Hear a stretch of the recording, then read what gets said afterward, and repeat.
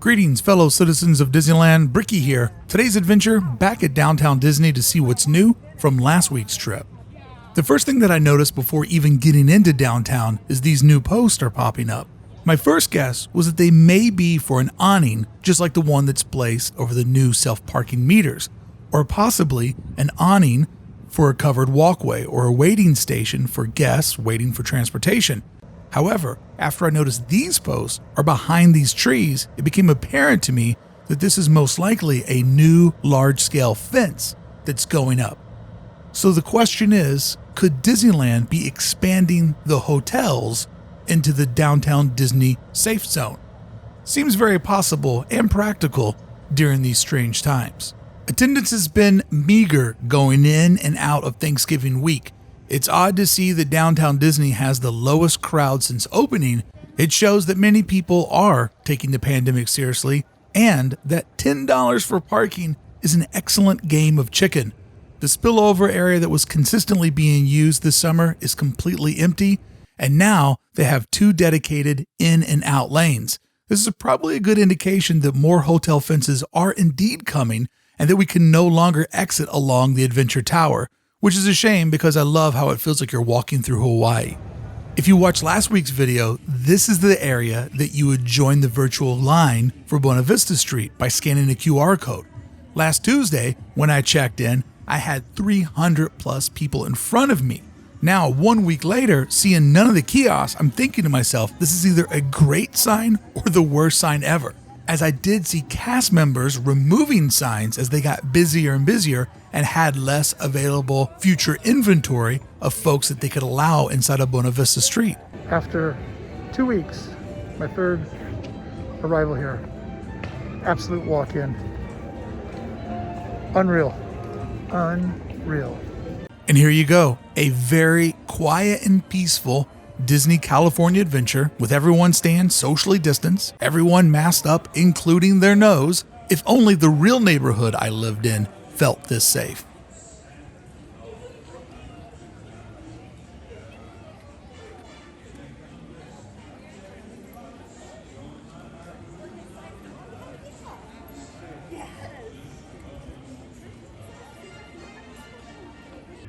I feel like my weekly trip was just a day too early, as many changes have already taken place from just 48 hours ago.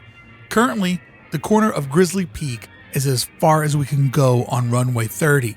However, I expect this to change soon when Disney Vacation Club members are staying at the Grand California Villas.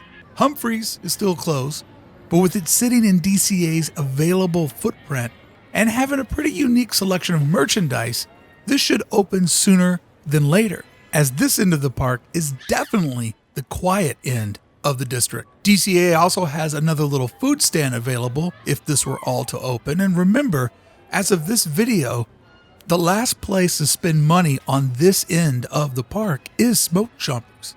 It's making this both an actual dead end, as you can't go any further, but also for Disney a financial dead end. This quiet area does offer a very important, nice sized restroom and lots of nice additional seating where you feel like you're sitting out in nature. Had a cheeseburger from Smoke Jumpers at the very dead end. Loved it. This is also the area where Philander and I recorded this week's podcast of Disneyland For Designers. It was so quiet and mellow we could just sit down here and actually record inside of the park.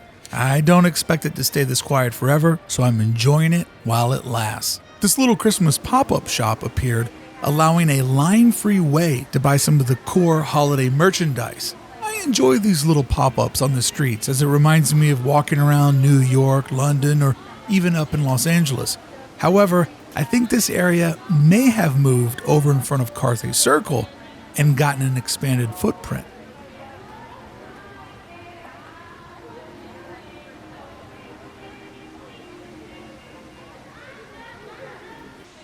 Avengers Campus is looking like it's finished and on pause, awaiting its much anticipated 2021 grand opening. It better happen in 21.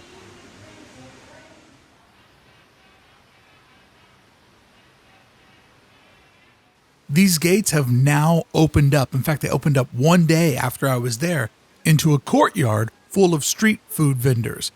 It's an odd use of space next to the already very tiny Avengers Campus. But then it got me thinking, maybe this is actually a overflow area for web slingers that is just now currently a food cart jamboree. So it'll be interesting to see how this little cul-de-sac gets used as DCA gets back to normal. But if you had that courtyard on your bingo sheet of what new area of DCA we would get first, there it is. That's the first expansion.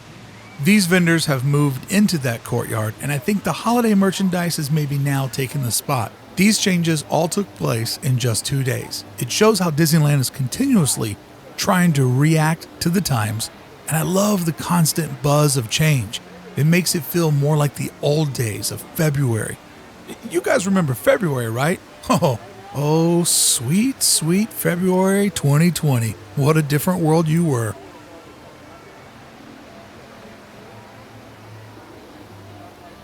And as of today, I believe, as I've been predicting, Off the Page has reopened or is at least very close to doing so.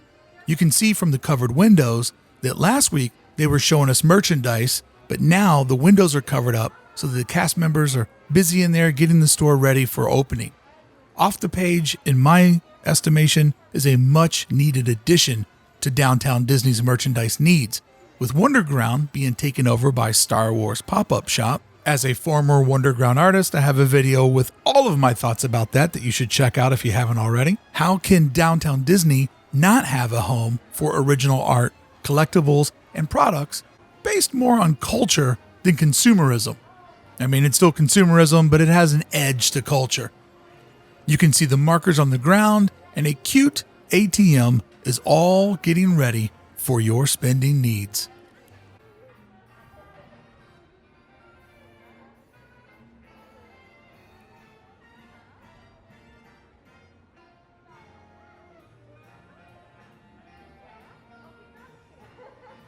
The Brickey bench is still behind ropes, but not bad that Walt Disney and I are the only two people at the resort that have a roped off bench.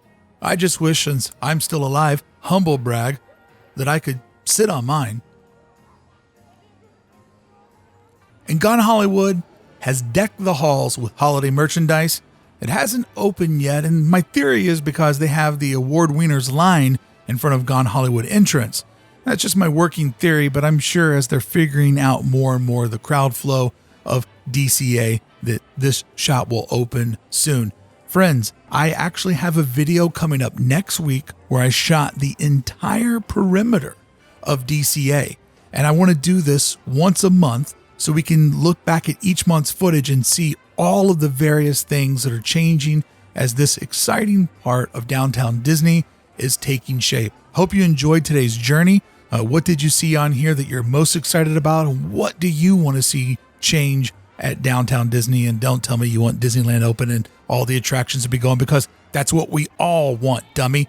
Leave a comment below, and don't forget, I'm also, every video that I put out this month, if you leave a comment and you're subscribed to the channel with notifications on, I am giving out a spider bot at the end of the month. So you'll want to make sure to comment, not only to be a part of the community, but to try to win that spider bot. Friends, thank you so much for showing up today. Please leave a like on this video. Make sure you're subscribed. Both of those things help me keep making this content. And friends, until I see you back inside of Disney's California Adventure, I'll see you back here on the channel with more Disneyland news. Thank you so much for watching.